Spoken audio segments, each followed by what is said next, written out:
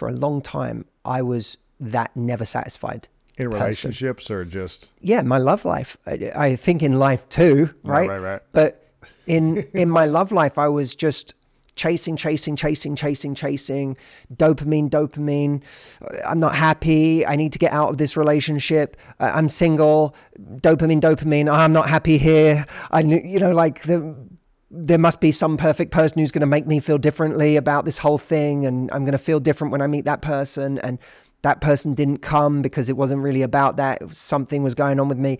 I was in that cycle, and the other thing that is available to you is I don't want to, this isn't a lecture on whether someone should be single or in a relationship. So I don't want to become that person. Sure. But what is so amazing about a healthy relationship is not available to you until you come to value something different. It's like someone who's been used to doing drugs every day, and then the day that you get them to quit drugs, you sit them outside their house in front of a beautiful field and you say, appreciate the sunset. Yeah, there's no dopamine rush anymore. A sunset is amazing. Like a sunset is an awe-inspiring, Yes. unbelievable thing. It's something that is mind-blowing. Why do we all go on holiday and everyone at the same time goes out onto the beach and watches the sunset? Because there's something stunning and magical about a sunset. But for the person who's been doing drugs every day, that's not the day you can appreciate a sunset. No. You are coming out of all of those feelings that you've been addicted to, and all of that like instant gratification, dopamine. So it's about, like, again, it's nervous system stuff, right? It's retraining my nervous system. And this is some of the stuff we talk about in How to Rewire Your Brain, but you have to orient yourself towards a different goal. And in the beginning, you can't expect the new thing to feel like the old thing, because it's not going to feel like the old thing. But the more you lean into the new thing, you develop an appreciation for how much better it actually feels. And that's like a kind of stunning and eye-opening realization. And I feel really passionate about this because I see a lot of really unhappy people. I was one of them, by the way, who are stuck in those cycles. And I think there's a lot of people who get stuck in optimization cycles in their love life, where it's like, especially type A people, not everyone does, but a lot of people do, where it's like, I'm trying to find the perfect thing, and I'm trying to, and if someone's missing this thing, I'm going to optimize and go for another person who's like got all the good things about this person, and also that thing. And it's like, people don't work like that. You exchange one basket of ingredients for another basket of ingredients, and you'll get new good stuff and new bad stuff and challenging stuff. And I'm a huge believer. I think the settling is a word that has a really unfairly negative connotation, and it shouldn't. There's something amazing about that word. You can change the meaning of that depending on the word that goes after it. So if you tell someone you have to settle for something, that feels immediately negative, right? It's like settling down. Yeah, because I feel like I'm being shortchanged.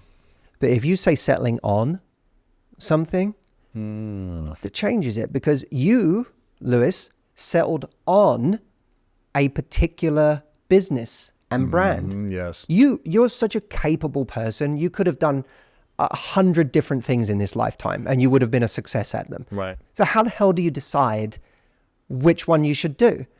You found one that scratched the itch in a bunch of different ways. It allowed you to be creative. It allowed you to broadcast, which is something you're really good at. It allowed you to connect, which is something you're really good at. It allowed you to, harness all of these relationships, which is something you're really great at, is relationships. It allowed you to put to work your strategy mind. It allowed you to be competitive, which is something that's in your bones. And so this business, it ticked a lot of boxes for you. But it's not the only business that would have ticked boxes for you. Sure. There are other things you could have done that would have ticked boxes. But you settled on greatness. Yes. And you said, I'm going to go all in on this, and I'm going to keep going on this. And the thing that has made what you do so great, and what you have done is extraordinary. What you've built, the audience you've built, the platforms you've built, the body of work you've built, it's extraordinary.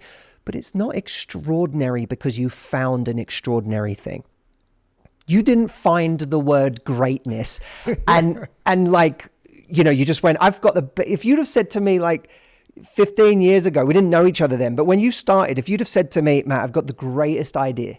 I am going to take the word greatness and I am going to just own that word and build a brand out of it and do all of I would have been like, that's not an idea. Right. Like, right. So you've taken a common word in the English language. Yeah, you talk about it. Yeah. You know what I mean? Like, Yeah. But that's not what's made this extraordinary. What's made this extraordinary is that you have settled on it and you take this thing to another level every year. And people who are looking at you going, you've got a lot of, I've walked with you in the street in Vegas on holiday in places, when we've traveled, you have people coming up to you everywhere you go. And you're a hero to so many people, and so many people want to create what you've created or want to be where you are. But you didn't start with this really special thing. You spent year after year after year making a really special thing. And every year I see you take the same core thing and stick with it again. Yeah. Not go, you know what, now what I really want to do is, now I really want to do real estate. Yeah, I'm over this. I'm going to move on to something greater. Yeah, that's not it for you. You're like, I'm going to make this thing even better. I think that's how people should deeper. approach relationships. And that's my point, is that you settle, when the thing that makes a relationship the greatest relationship of your life is that you take someone who ticks the boxes for you. And that's the starting point. But then, based on the values you each bring, and I think there are some very powerful values for a relationship, like being growth oriented, like teamwork, like loyalty, like prioritizing the vision of the relationship. I think when you take those things and you put those two people like that together, what they start with is not nearly as interesting as what they will create together. And you can only create that if you settle on a person, but you will never settle on a person as long as you are looking for the perfect person as a starting point. Because the perfect relationship doesn't exist at the beginning. But the perfect relationship for you can exist over time if you settle on someone and you resolve to make that relationship as good as it can possibly be. And that's why I get so excited about my relationship, because I'm like, it's amazing right now. It's going to be even better in 6 months. Right. Because we're building something together. Martha says that to me all the time. She's like, how do I love you even more today than I did, last week?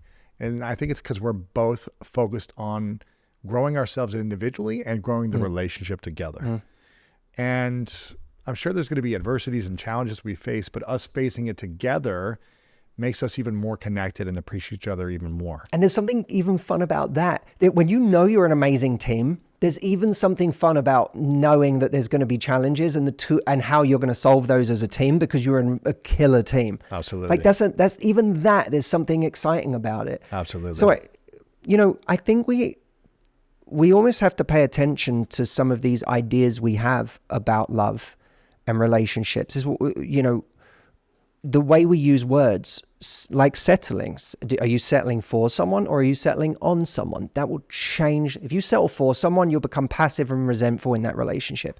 If you see it like you settled on someone, of any choice you could have made, you chose this person. Mm-hmm. And because you chose it, you're going to lean into it and you're going to make it as great as it can possibly be, that relationship. That will change the way you approach relationships. The same is true of the word commitment. This is such a fantastic example of the point I'm making. If you look up, I think it's in Apple Dictionary, I don't know how it's reflected in the Oxford Dictionary, but if you go on your Mac and you type in the word commitment, there are two different definitions that come up. Really? What does it say? One is I think it reads, and people can go and look for themselves and get the exact wording right, but one of them says roughly a obligation that restricts freedom of action. Wow. Right? Now, if you give me someone that has that as their definition of commitment, and I'll show you someone who has a hard time ever being in a relationship. Mm-hmm. But there's another definition of commitment under that one. And it says commitment, a dedication to a cause. Now, when you think of dedication to a cause, it creates a completely different energy in your body. I'm dedicated to this cause. I'll fight for this cause. I'll do anything for this cause.